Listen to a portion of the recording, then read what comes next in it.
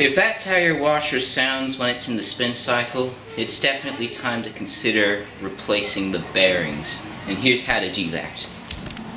Upon moving the machine into a workable space, you want to start off by getting the 2 screws at the back removed.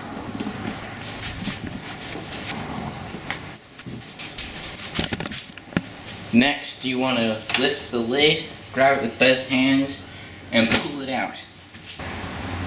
Now that you've done that, you can flip the control panel back. You can see the wire that the control connects to the board here. We want to get it removed by pulling back on this little clip here and pulling out, and then put this to the side. Now we need to start disconnecting some wires. We want to start off by getting the water valve undone. First off, we're going to unplug the 2 connectors here, and then there's a screw here that you need to remove. Once you've done that, there's a tab here that you need to pull on and lift, and it should pop out like that. Before pulling this out, if you have this black wire here, you need to come all the way over to the other side. You'll find the therm connector there. You need to pull on that tab, disconnect it, and then follow the wire, get it disconnected from all these tabs, and then you'll be able to pull the water valve out. Next, we need to disconnect the wires for the power cord. That's this one right here and this one right here. And then if you slide the power cord like that, you will be able to pull it out. This next step can be quite tricky. What you need to do is you need to get this cover off, which is sheltering the earth wire, because we need the earth wire to be removed. To do that, you need to get into these tabs here, pry back on them, and pull it out. Now don't be afraid if you break one of the clips, because this is just a cover that shelters the earth wire, and as long as one of them is still there, it'll be able to still shelter it.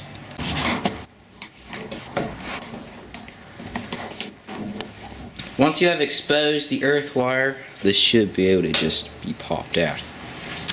Now you can pull the green wire through and disconnect this black one on the other end. There we go. Now that we've sorted out the earth wire, we can disconnect everything that is connected to this board. That includes the motor harnesses, the drain harness, the roto position sensor, I believe, and the lid switch. Also, disconnect the pressure switch and get everything out of the little hooks. And there goes all the wiring. Now we have to get this board out, and all that requires is that we push on that red little tab there, and once we've done that, it should pop out. There's the board. You can also get everything input from this red tab here. And that is all the wiring sorted.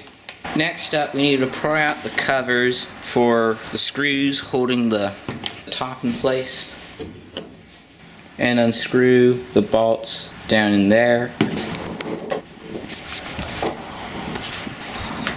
And then at the back, we need to get with a flathead screwdriver into this clip here, holding the back of the top in place. You need to pull on it like that, firmly grab the top and lift.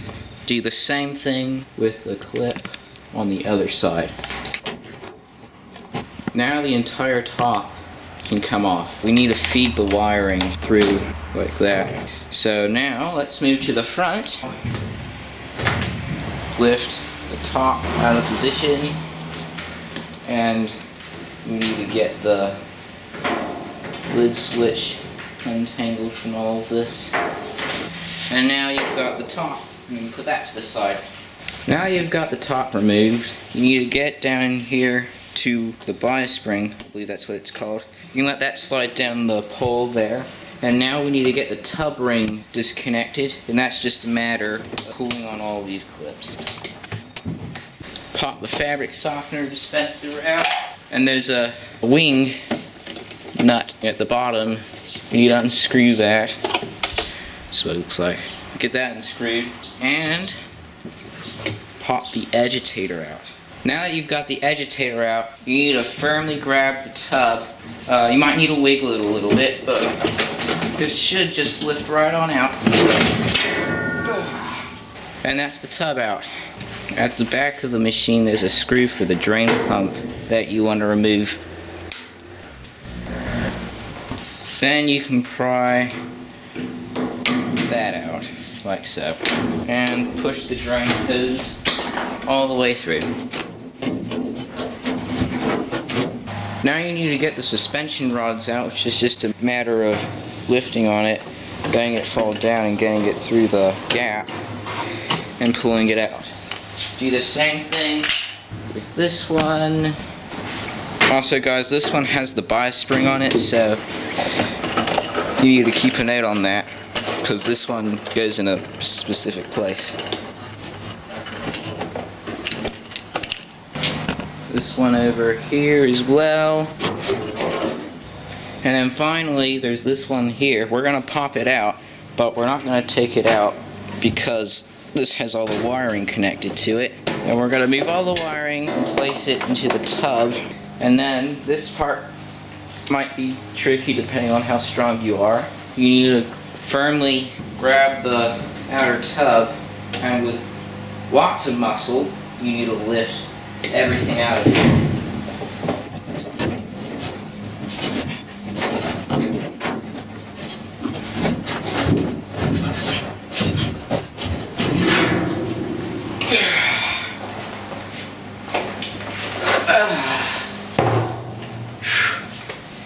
Back. Finally did it. Now you can move the cabinet to the side. We gotta tip this thing over, and a bit of water can come out, so hopefully you're not doing this on a wooden floor.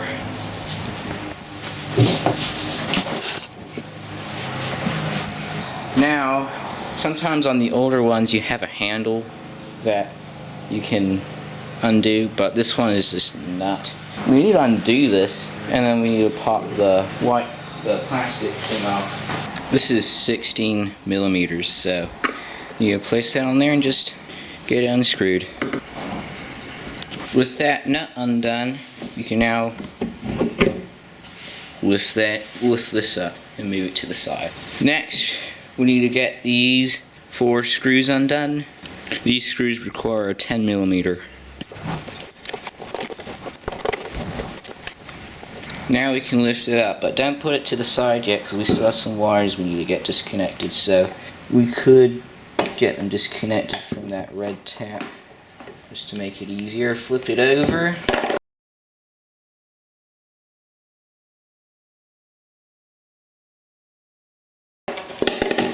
And we need to get these wires disconnected. This is a red one, it's a blue one, and this one should be yellow, but this one's white. And you shouldn't have to worry about which way they go, because on the stator it says RP and Y, so just keep that in mind. We also need to undo the rotor position sensor's wire harness. Now that you've disconnected that, you can get all the wiring out of the way and put the stator to the side. Next we need to get that nut removed, but I ran into a problem. I don't have a big enough thing for it. This is all I got. Literally, it's not even larger than my hand. It's getting near the end of the day, and I went to Bunnings earlier and bought myself another one of these. This was the only one they had, so apologize if it looks wacky. So what I had to do was get it in here, tighten it. Then I popped the motor cover back on, screwed it up just a little bit, and holding on to this, I turned it and I managed to get the nut on. So now, there it is, the nut. We are ready to proceed. Now with a hammer, we're going to tap the shaft.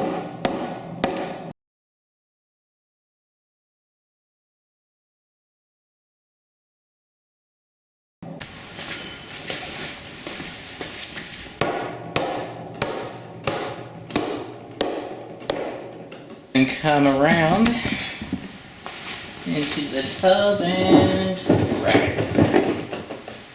There it is. Now inside there is the spacer tube. And what we need to do with that is get in there with a flathead screwdriver and move that out of the way, so that way we have it on top of the bottom bearing. So this is actually one of them here. So there's one here and one at the bottom. So what we're going to do now is grab the hammer and hammer it out, starting with the bottom one. I'm going to grab my headphones.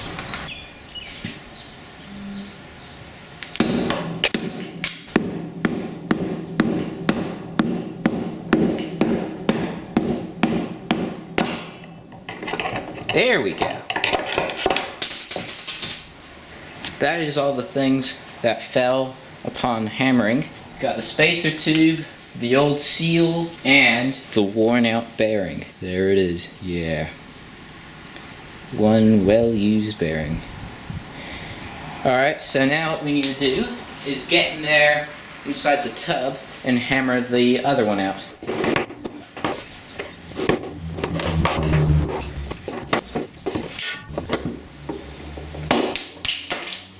There!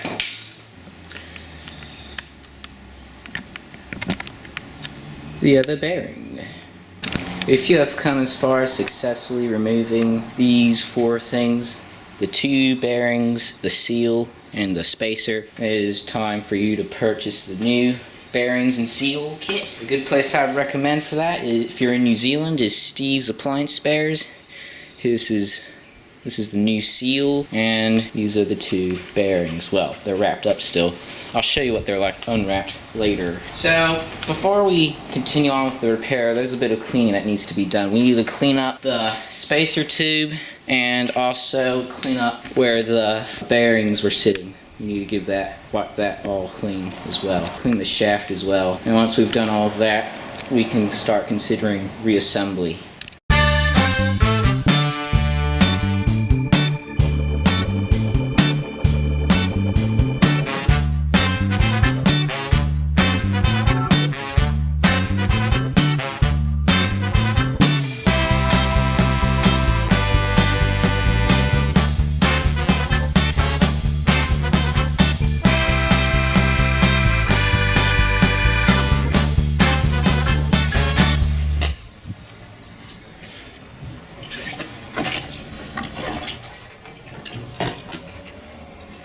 That's the inner tub cleaned. Now when it comes to the shaft and spacer, I know there are probably better tools for the job, but I just don't have them now. So what I did was start off by cleaning them off with a couple of these. And then with the shaft, I grabbed this and lightly rubbed it against the shaft. And it's quite clean now. So that's pretty much everything cleaned. It is time for reassembly.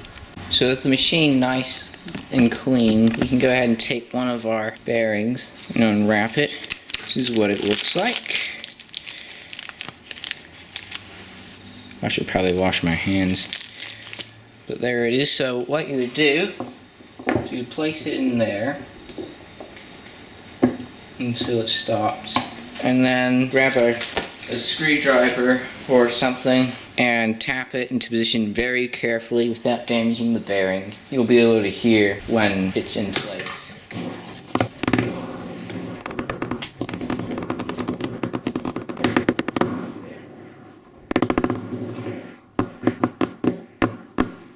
I think we're there. Yeah. We place the spacer tube back in, and don't worry if you can't center it properly, that's okay. And then take the other new bearing and place it in there. Hammer that into position as well.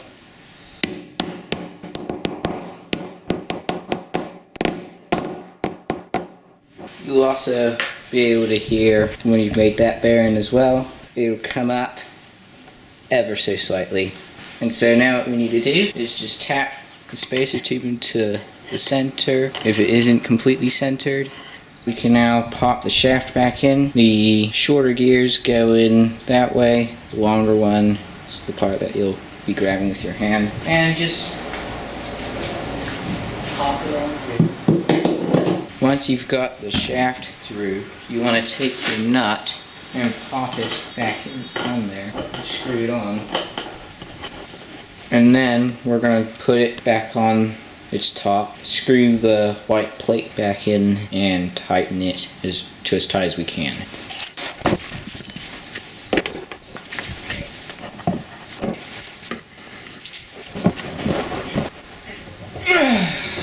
Alright, that's as tight as I can get it. Now you can align that onto there, and we're going to grab the stator and start getting it hooked up. First off, we're going to get the wires connected, and just following what the stator says, R, B, and Y is the order. Pop the rotor position sensor back in place. Get it through all the...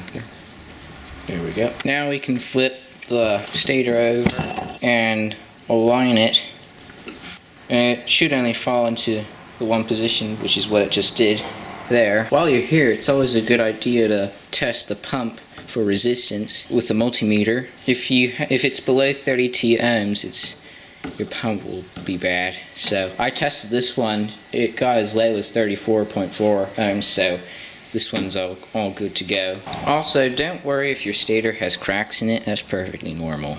Now you can take the other plate and pop it in and get the 4 bolts back in there. Alrighty, the bolts are back in place. Pop this back in now. And there we are. So this is back in place. Alright, that is all the stuff up here done. Everything has been reassembled. So now we're gonna tip this over, and I think the next step is to put in the seal. Now for this next part, we need to put some petroleum jelly or some Vaseline where the seal sits.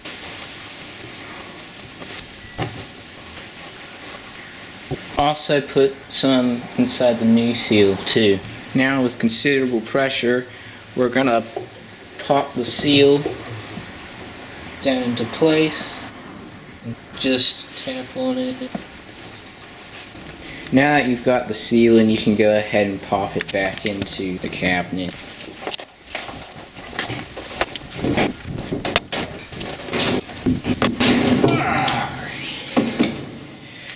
Now we can get the drain hose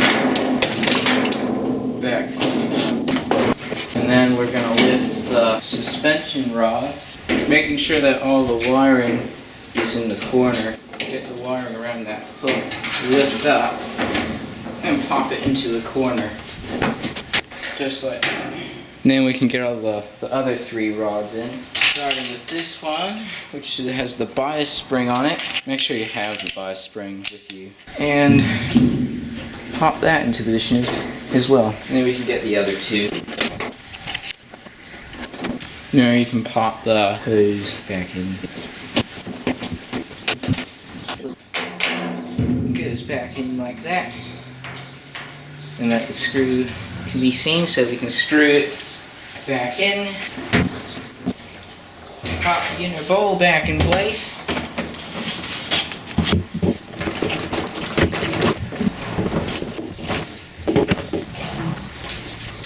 Nothing a little Vaseline can't fix.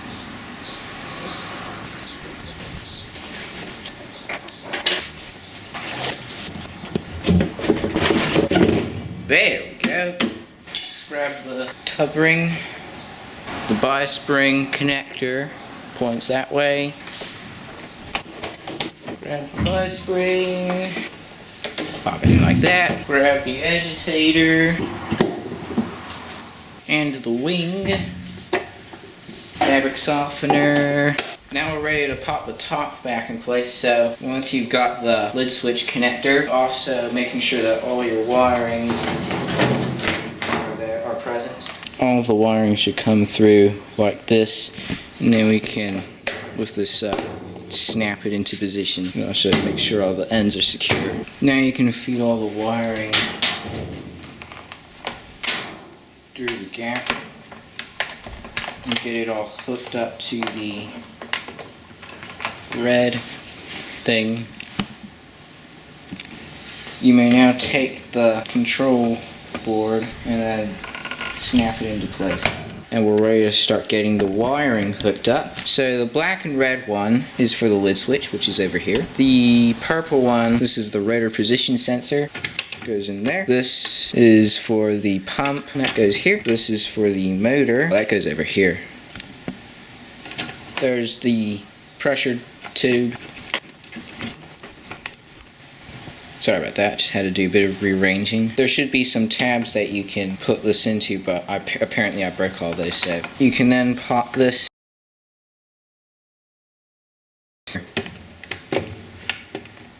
Pop that in, and then this black tab goes in there. I apologize for the bad lighting. We are losing daylight, so yep. Then you can pop the other part of the earth wire through here. The wire is in that little gap where the power, because that's where the power cord goes. And then make sure that the green wire is going to the left when we pop it into here. And then you can grab the covering thing and pop it in like that. This is the power cord. Then you can feed the wires through here and get the power cord and slide it in like that. Get this green and yellow one hooked up next to the black one, and this one hooked up right there. Grab the water valve, get the ends down through the holes, push it down till it's nice and secure. Get the one with the red tape is hot, one with the blue is cold. You have this black wire, run it all the way to the therm switch at the opposite side of the board. There we go. Then you can get the screw back in there, push down on it, because that's how difficult it is to turn. Get the screws for the top back in, pop the covers back on as well. You may now take the wiring for the display and plug it in here and pop the display back in. There we go. Now you can screw the display back on. And finally, to conclude this repair, pop the lid back on. So, there it is. It is done. I have changed the bearings. And that is how it is done, guys. So, this is what the bad bearings look like. And this is what the bad seal looked like. So the reason your washer went bad was because the seal was not working properly anymore. It was not sealing effectively. And as a result, water has gotten to the bearings and causing them to go bad. And if you leave it for too long, it'll get really bad to the point that it will start dropping water, like this one was, apparently. So, that is how to change the bearings. Thank you very much for watching, and I will see you in the next video, so bye for now.